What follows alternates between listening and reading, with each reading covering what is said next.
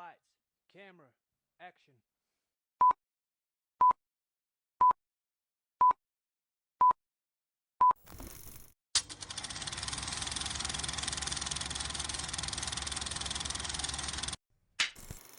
Hey everybody, welcome back to another review, and today we're going to be talking about Faces of Death. So this is a movie that follows a girl named Margot who works for this company that essentially flags videos online for this app that's essentially like TikTok to figure out whether or not if they are, appropriate to be online and things like that. So, and within that, she starts to find these videos of things that could be real deaths, and so she kind of gets concerned with that, and she kind of goes down this rabbit hole to figure out that somebody is out there remaking the original Faces of Death. So for the original Faces of Death, it's a film that I never saw, but I remember being in middle school and everybody always talking about that movie. Like, oh my God, have you seen this? It's actually real people dying and stuff like that.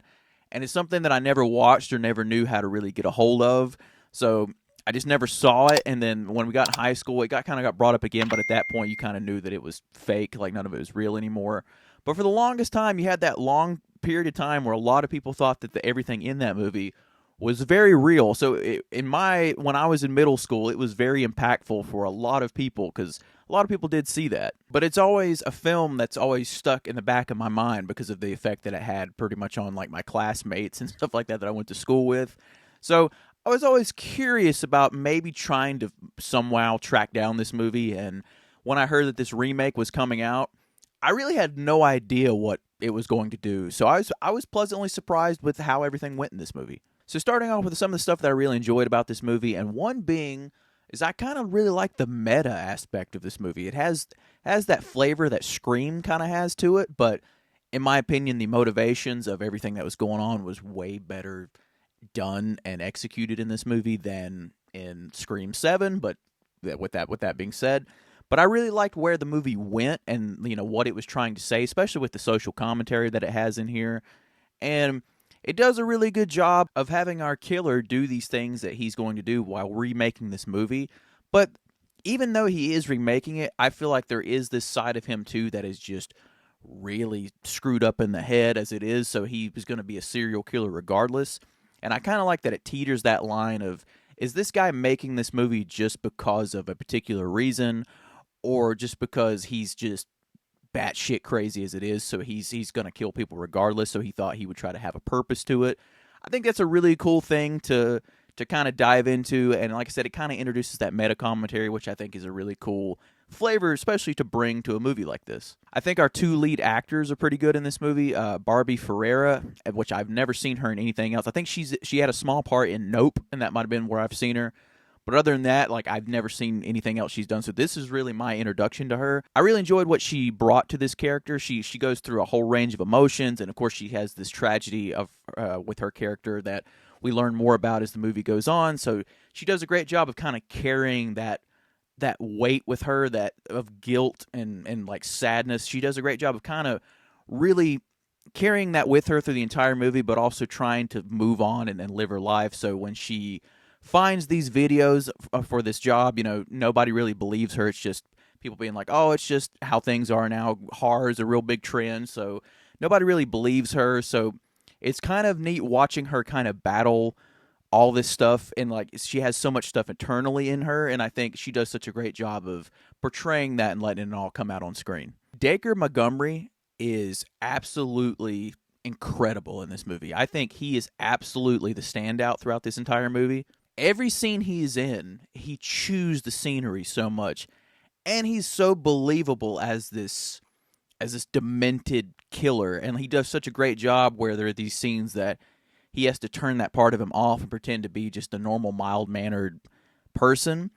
And he does such a great job with both. Like, he can flip it on a coin, and it is so well done.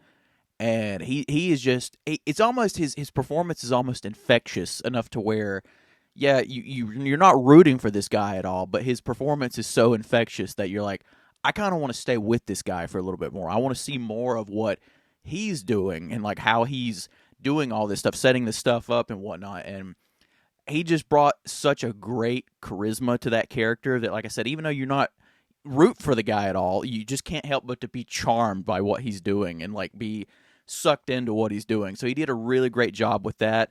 And the whole overall look that he has, very simplistic look, and might seem kind of silly in some regards with what he puts on, but when the movie's executed, when doing the things that he does, it's actually pretty creepy. Like if I saw that in my house, yes, I would be extremely creeped out.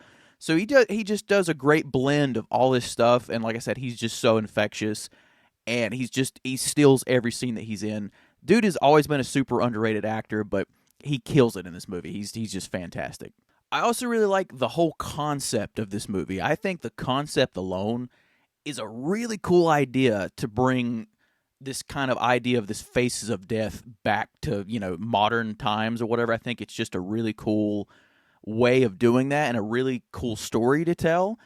And I kind of said that's what brings kind of that meta aspect to it. But I think the idea, it's so simplistic, but yet it's something that could easily be a thing now, that could easily happen. And I just love how simple the concept is, but how easily and how great it's executed in this. I also really like that this movie was shot on 35mm film. I think for a movie like this and the tone that it's going for, absolutely. I think this movie merits being shot on a film like that because it just adds something overall to the movie, like a certain vibe to it.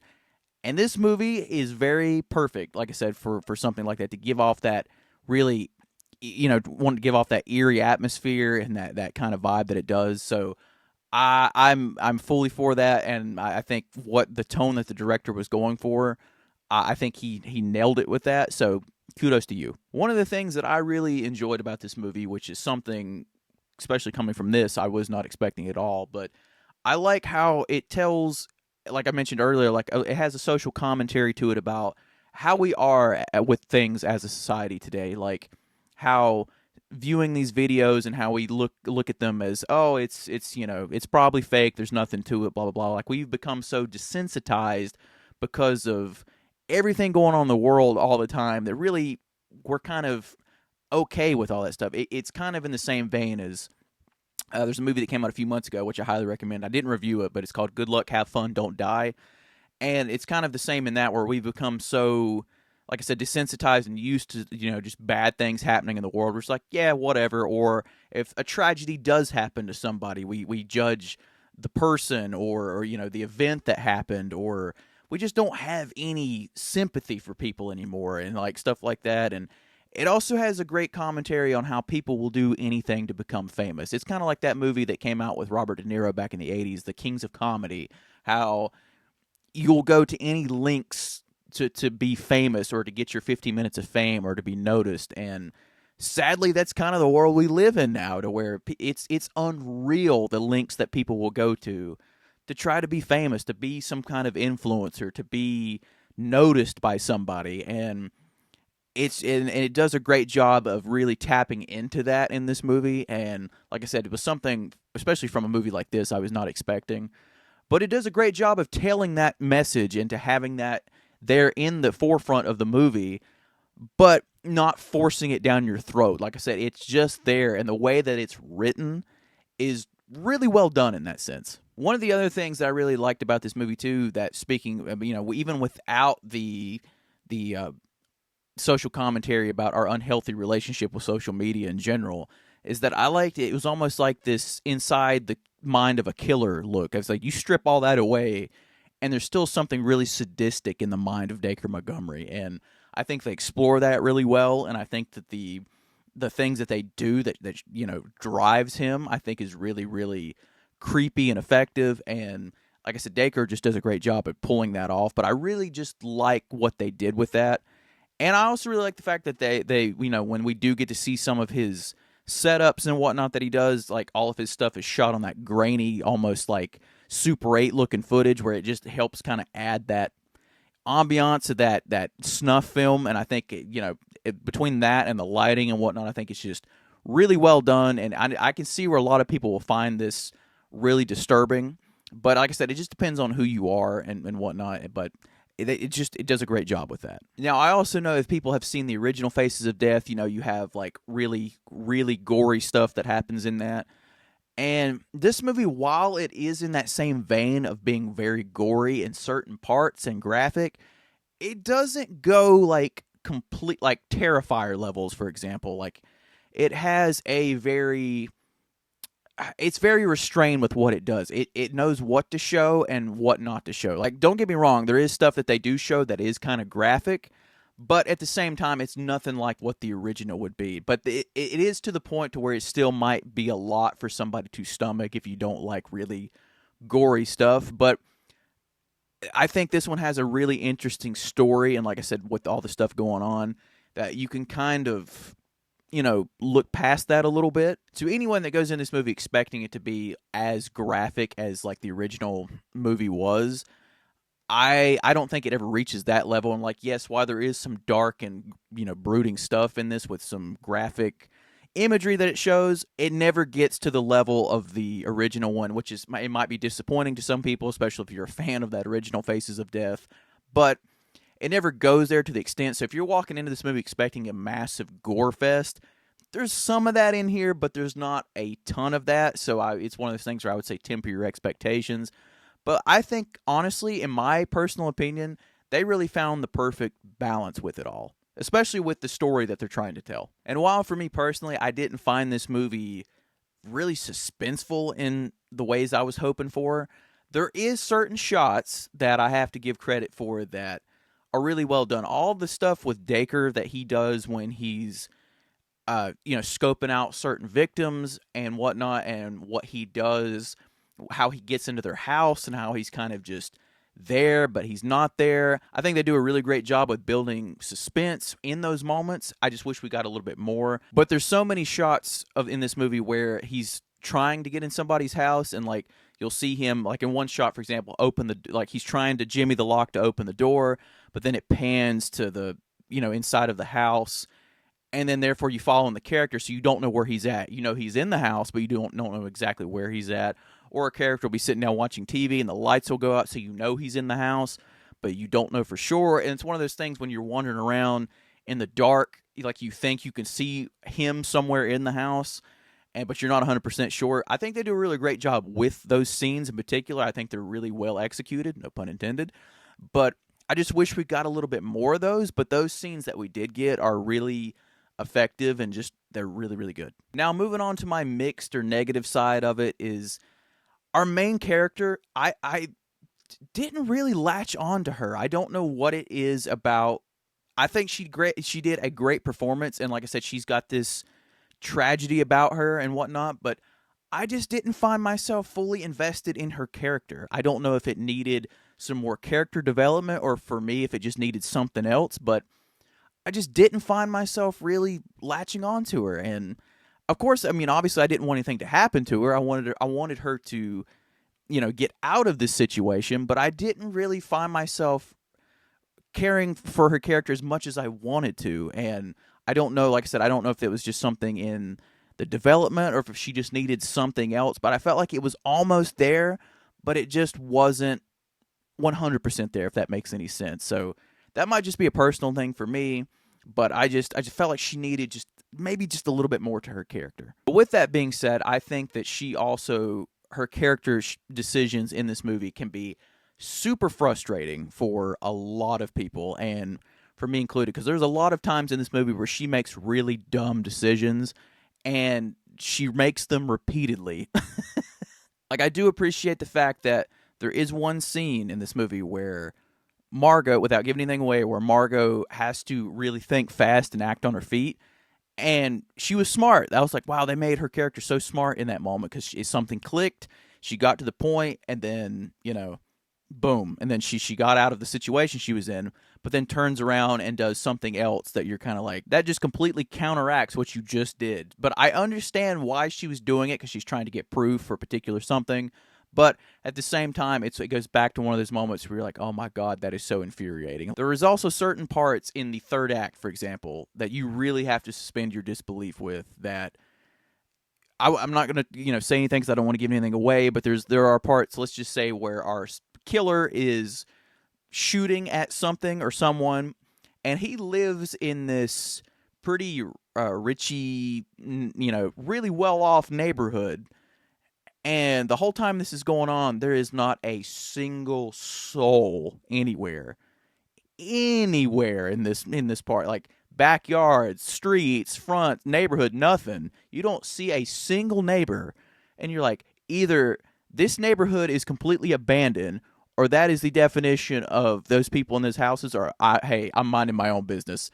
It's not my fight. I don't care what's going on. None of my business. There's even parts where the cops show up at the front of the house, and you see no one. Still no neighbors, nothing, no concerns. Nobody calls 911. Nothing. You're just, you're like, seriously, these neighbors are the definition of, hey, I'm gonna mind my own business. So you kind of there's a few other parts as well, but you kind of have to go in with that and kind of in your back pocket that you're like, okay, I'm gonna have to really suspend my disbelief for this because it's kind of ridiculous, but it's fine. One of the other things that I'm kind of mixed on in this movie as well is that I really wish we got more of Dacre's character. Like, not so much of the killing, but I thought his whole side of the story was a lot more interesting, in my opinion. I don't know, just something about his.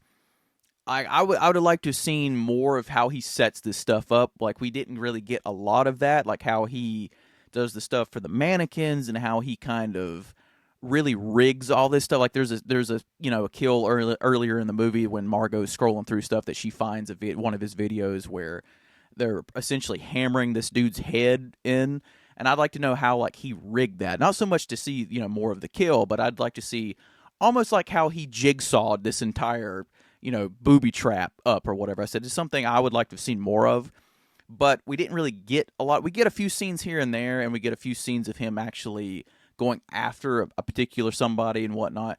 And those scenes are kind of more riveting. It really reminded me of a movie called The Poughkeepsie Tapes. If you have not seen that, that movie is freaky as hell. Like, I think that movie is super creepy. But it had that kind of flavor to it when you were following him. So that was something I really appreciated that I wish we just got a little bit more of that. Unfortunately, we didn't. Overall, I would say that this movie it's not bad. Like, I liked it. I thought, for the most part, it was more on the enjoyable side. But like I said, there was just a couple things there that I just didn't get fully invested in it as much as I hoped that I would. But I have to say, it was nice, though, kind of going into this and not really knowing what to expect. Because, honestly, from the marketing, I had no clue what this movie was going to be about. I just knew there was a killer and involved Faces of Death somehow, and that's it. That's all I knew about it. But overall, this is a movie that I did enjoy, and I don't know. I would say know who you are going into this movie. I wouldn't rush out to the theater to go see it. I mean, it's going to be on Shudder at some point. Shudder is the one that acquired it. I just don't know when. But I would check it out. I think it is worth your time because it's one of those movies that you might get more out of than I did, or you might find more stuff enjoyable than I did. But for the most part, it's all right. It's all right. Thank you, everybody. That is my review for Faces of Death. If this is the review that you're finding me on, please come over and check out my channel. I have a lot of reviews for 2026. Still be bopping around up there. I'll leave a playlist somewhere up here. And if you have seen Faces of Death, or if you've seen the original Faces of Death, I would really like to know what you thought about this movie in general. Please comment below and let me know. And as always, please remember to like, comment, and subscribe. That way I can see all of you in the next one. Thank you very, very much.